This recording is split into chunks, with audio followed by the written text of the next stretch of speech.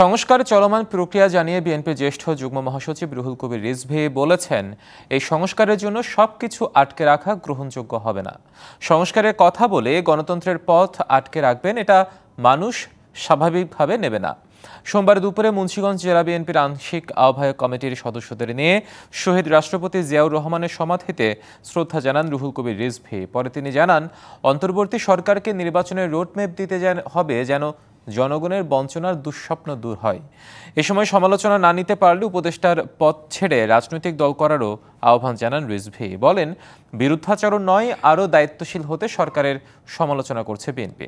এ সময় যে কোনো আন্দোলন দমাতে পুলিশের শটগান ব্যবহার বন্ধ করারও আহ্বান জানান বিএনপির এই নেতা।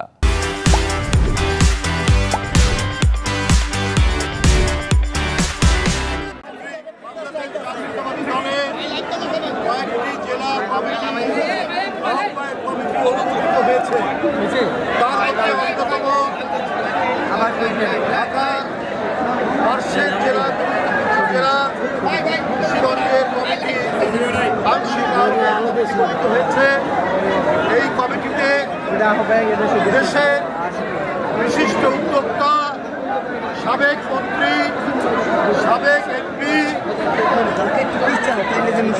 যারা মিজানুর রহমান সিনহা আহ্বায়ক এবং মুন্সিগঞ্জ জেলার বিশিষ্ট রাজনীতিবিদ এবং ওই জেলার সাবেক সভাপতি